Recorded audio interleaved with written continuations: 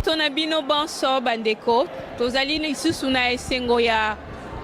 koyamba bino na chaîne na biso Nayambi amemeli bino lelo émission Kembo qui voudrait juste dire gloire, une façon d'exprimer la louange.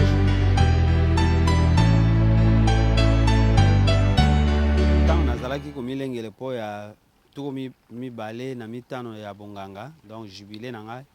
ya argent na préparaki omeli nomeli maloba eye una bengi elenge choriste na biso moko ya paroisse na ebisi na bi tala maloba oyo na composer po nomeli mais est-ce que na koki pe koyemba yango alors choral peut-être bokosalisa ngai ye ayebisi ngai yemba na meki na moni ke na suka ayebisi ngai bite ezaka te mpo na omeli na yo me tokoyemba nzembo oyo ezaki nzembo ya jubilé alors na maloba ebimaki na kati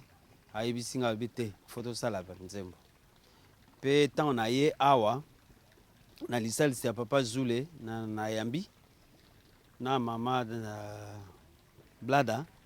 boyebisi ngai bite soki bongo jubilé ezalaka nzembo moko te tia mwa banzembo mibale to misatu po osalaka album mobimba. Donc voilà soko olingi likanisi album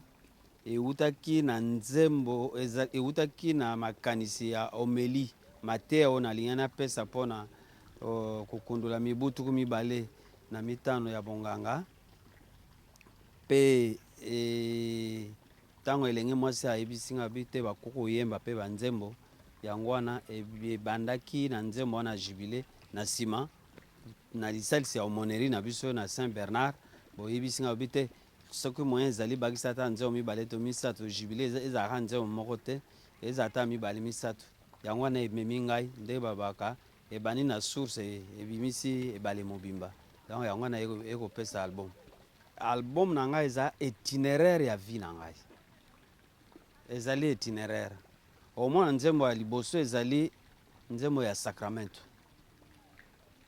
po ya kokutana na Yesu. Il y a une procédure, il y a une démarche à faire soko lingi to bien na lopoto démarche de baptismal, l'itinéraire du baptême ilingi koloba nini na inspiration na ngai utaki na évangile à Jean soko tali na évangile à Jean komono eza na verbe moko ezobima tout le temps voir Jésus komono Yesu nabi donc natali nabi mais c'est que biso banso pote toyeba nzambe malamu tokoluka kokutana na Yesu mpona ngai mu Kristu ezali nde sacramento ya baptisme. Voilà, donc omona moto alolanda ndenge ayaki akutana na Yesu po amona Yesu akomi lokola mwinda ya bomoi bwaye pote ayeba nzambe malamu. Voilà nzembo liboso ezali nzembo ya sacramento yango wana tango tozoko yemba na sacramento ya baptisme nakutani na Yesu na ingeli o ecclesia pe na kosalela nzambe.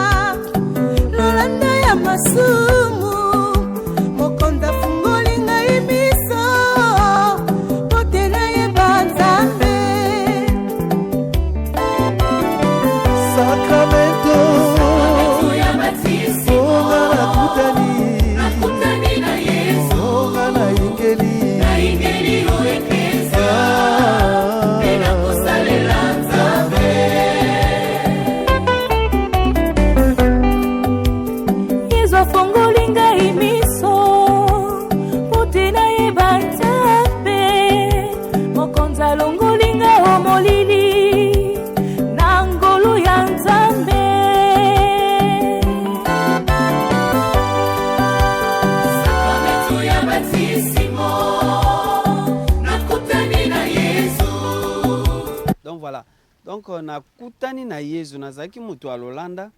nazalaki komona malamu te tina bomoi bwa ngai nazalaki na posa ya moto moko kosalisa ngai. Yesu amemi ngai na liziba ya mai, Yesu amemi ngai na liwa pe sekwa ya ye, sikawa na sekwi na ye na moni ye sikawa ezali Yesu oyo asekwi tokobenga na lopoto Jésus vivant. Donc nakutani na ye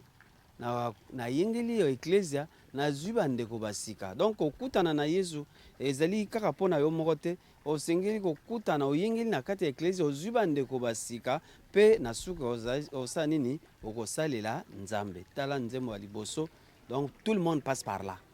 Donc namoni vi na nga pe ebandaki bongo nazalaki moto ya Lolanda nakutani na Yesu nazwi bandeko basika pe nakomi kosalela Nzambe kino na suka.